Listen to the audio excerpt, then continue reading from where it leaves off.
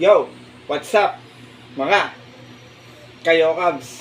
Isang magandang araw po muli sa inyong lahat at syempre narito po muli ang inyong lingkod, Master Lekim, at welcome back po muli syempre dito sa ating Master Lekim TV.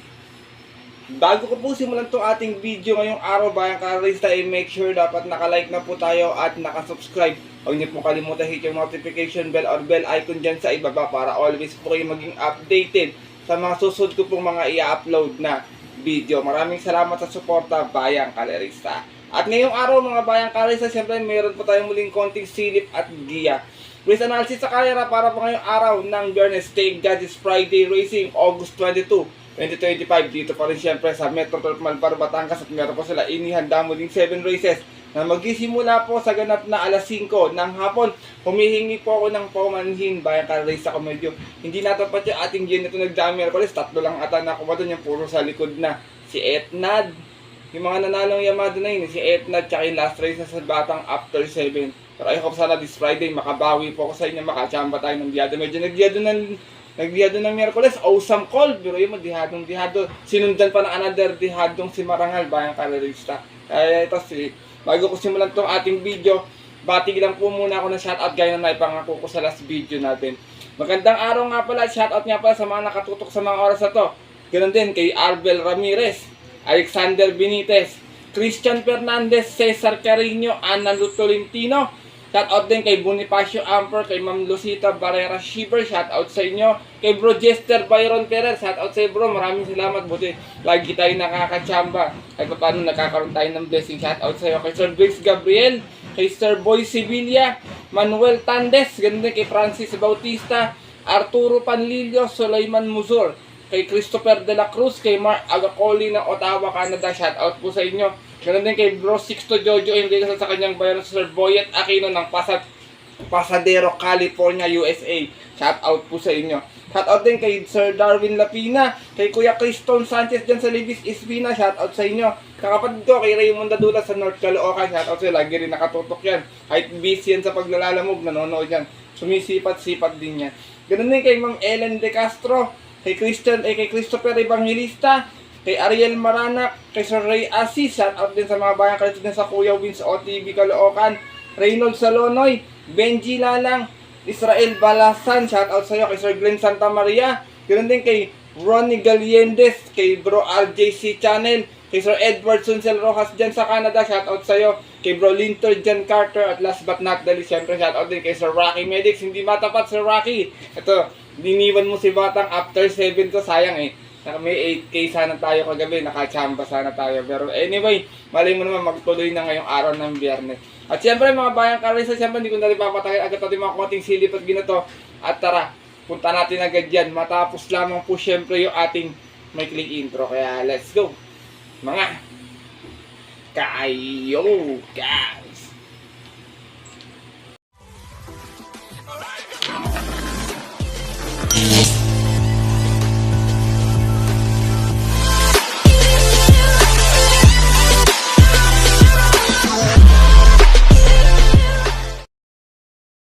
At gaya nga po ng nabanggit ko kayo na sa ating intro, meron tayong muling 7 races na lalargaan ngayong araw po ng Biyernes. Siyempre ganun pa rin, sige isang set ng take all, pick 6, pick 5, pick 4. Ang ating distansya po lahat po 1200 meters. Wala tayong maiden race ngayong araw ng Biyernes, bayang kalerista.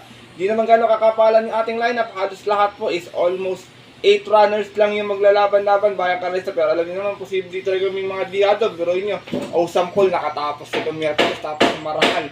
Naisunod lang nung karera. May nakadihado talaga sila, back to back na dihado yun, bayang kalerista. Didiwan nga 14,000. Kaya kung may mga mababalitaan po kayong giya sa inyong mga kaibigan o kakilala, may masipat kayong dihado maliban sa mga giyang ibibigay ko po, huwag niyo pong kalimutan isama sa inyong diskarte at mga rota. Kaya ito, simulan ko na rin agad ating konting silipin kasi siyempre wala na pong patumpik-tumpik pa, bayang kalerista. Good luck po sa inyo lahat. Have a blessed Friday racing and start na po tayo. Race number 1, start natin winner take all event, pinaka-combining base class 5-1741. Itong 1741 na to, parang pinagsama to na bayang kalerista Makakatansya ko rating base 5 placers, 6 and 10, tsaka 11 to 15. Parang ganun tong grupo na to, pinagsama-sama. Meron tayo 8 runners na maglalaban-laban dito. Dito sa karera na to, first chase ko yung horse to beat na numero 4 Malibu Princess to. Makapwesto lang Nang maaga, makaalagwa, tingin ko malaki naman yung panalo. Pwedeng isunod to, pwede rin namang iuna pag ginusto. Meron tong 116 plus to 1200 nun, dumating itong pang-5. Umalis ng 7-7 out of 8 prior sa laban-laban. Sa isang rating base 1741 at yun po ng August 6 kung saan ang nanalo po doon.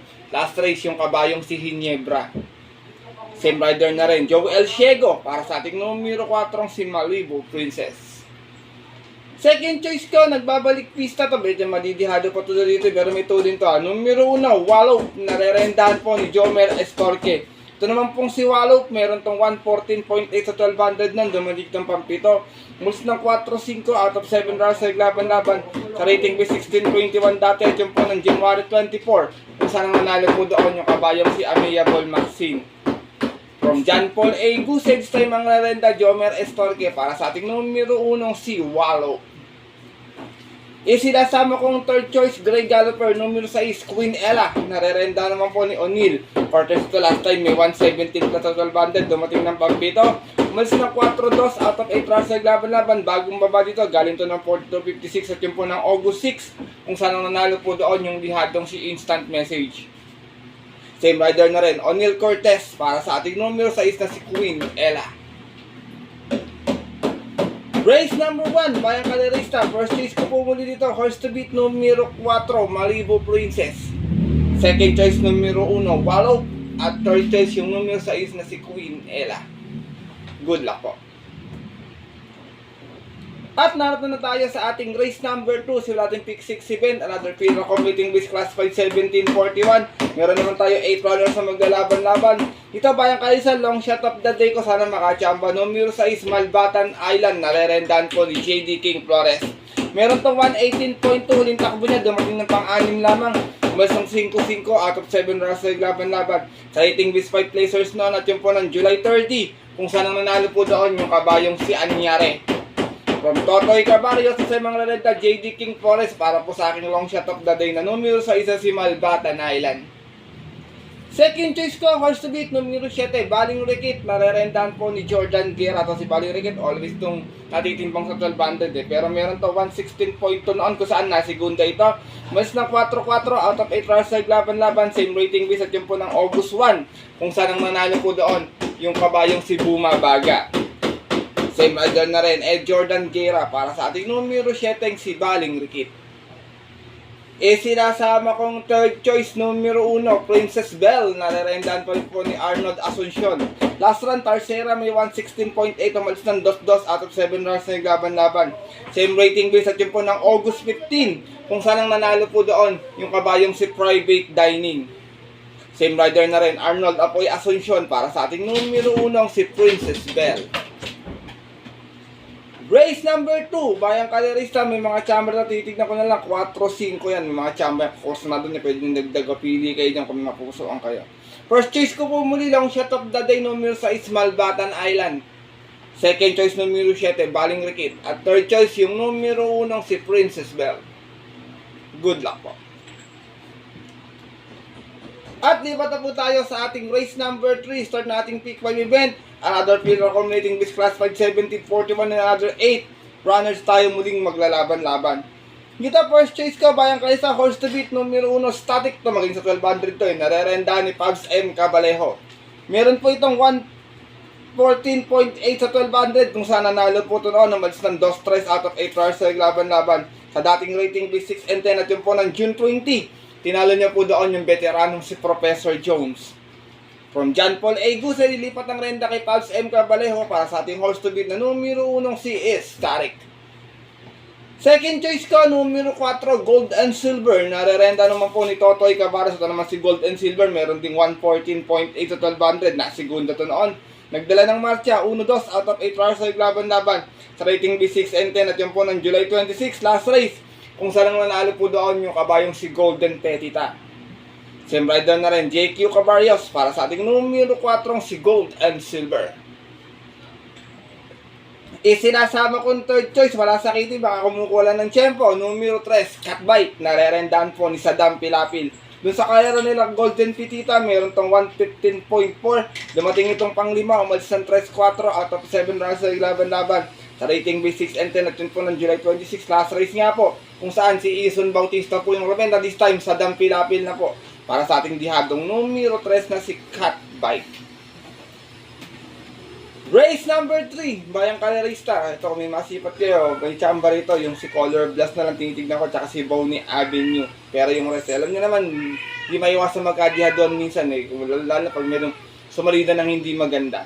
First choice ko po muli, numero 1, Static. Second choice, numero 4, Gold and Silver. At third choice, yung dihadong numero 3 na si Cat Bike. Good luck po. At darito na po tayo sa ating race number 4 kung saan magsisimula ating Peak 4 event. Sa itong Pilracom Rating Base Class 4, 42 to 56, another 8 runners na maglalaban-laban to. Bayang Kalisa dito, nandito yung 1/4 na day ko eh.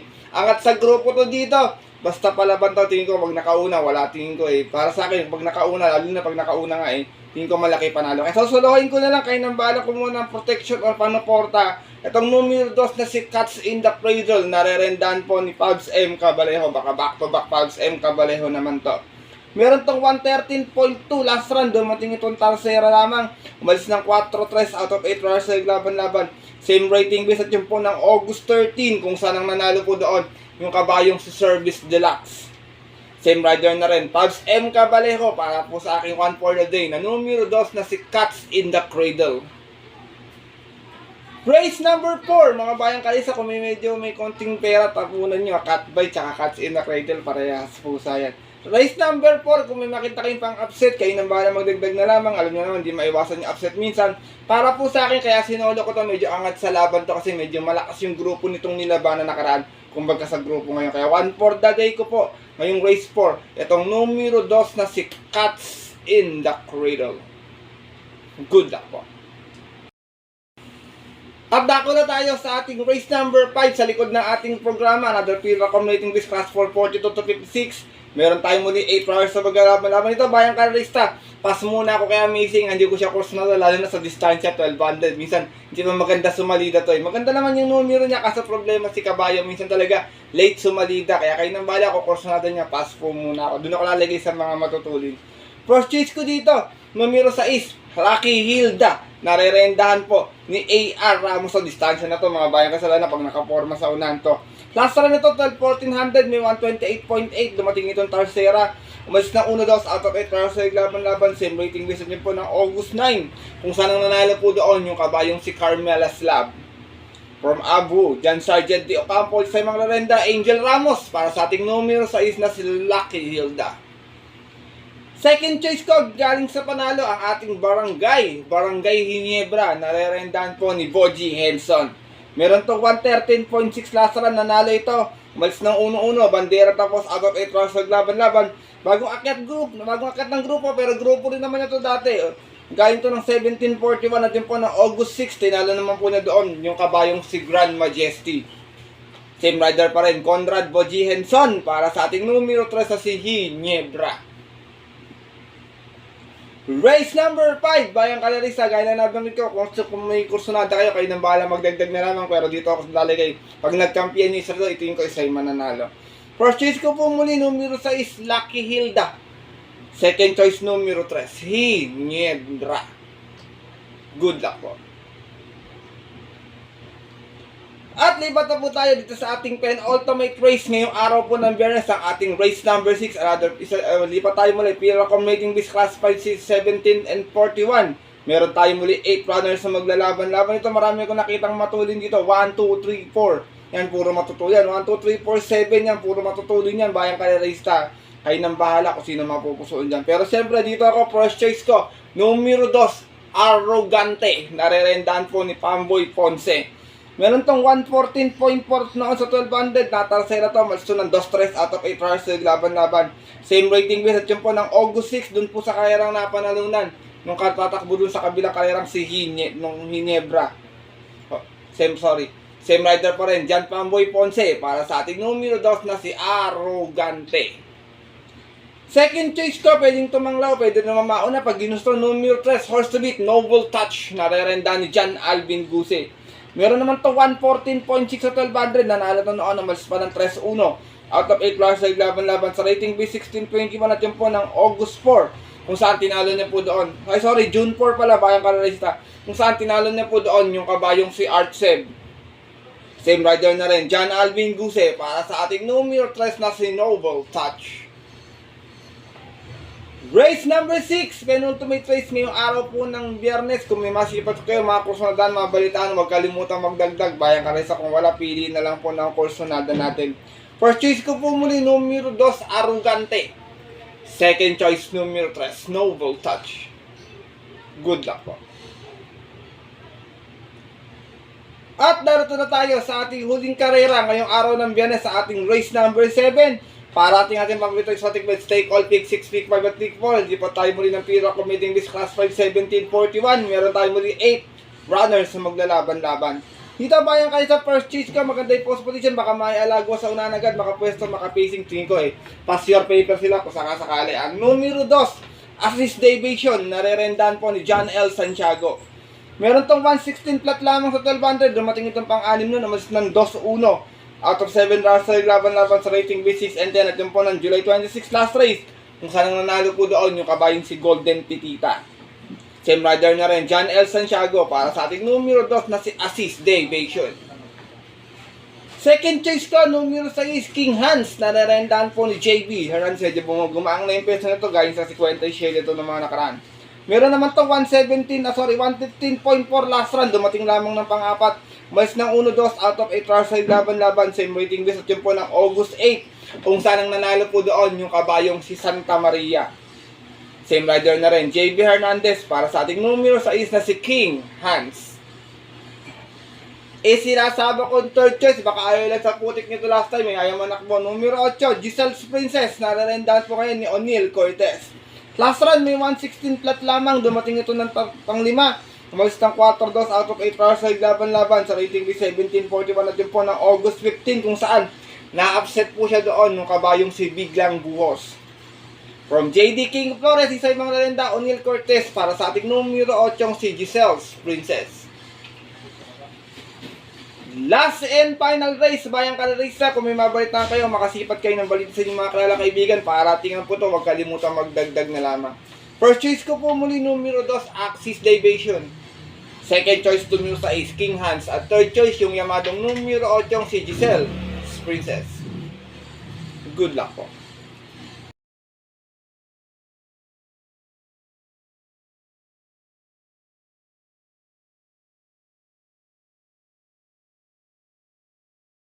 At yun mga bayang kalerista at ang ating mga kayokabs, natapos na po ito ating video natin konting silip at giya ngayong araw po ng Biyernes, and sana po makatulong po ito sa inyong diskarte at para na pwede nyo gawing asintahan kung medyo di kayo kursunada sa mga giya ko bayang kalerista. Pwede na rin naman sundin kung medyo diadista kayo, tagahan po yung mga pandihado sa inyong mga diskarte at mga rota. Paalala ko po muli sa inyo mga bayang kalerista na sariling aral ko lamang po ito Puro-kurat opinion sa karera, maaari nyo sundin kung kursunado nyo. Kung hindi po, wala pong problema, hindi po ako namimilit na tayo itong ating gear. Guide lamang po, bayang karerista.